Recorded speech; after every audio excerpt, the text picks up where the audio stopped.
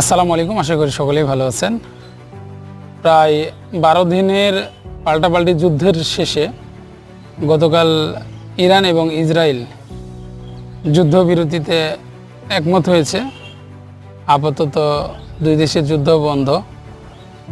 তো ইসরায়েল প্রথমে ভেবেছিল যে ইরান হয়তো ততটা সক্ষম দেশ না, আমাদের সাথে হয়তো তারা পারবে না, সে ভেবে হয়তো ইরানকে ছুঁইতে গেছিল, একটু টোকা দিচ্ছে। ইরান তার বিপরীতে যে পাল্টা জবাব দিয়েছে তাতে ইসরায়েল নাস্তানাবুদ হয়ে গেছে।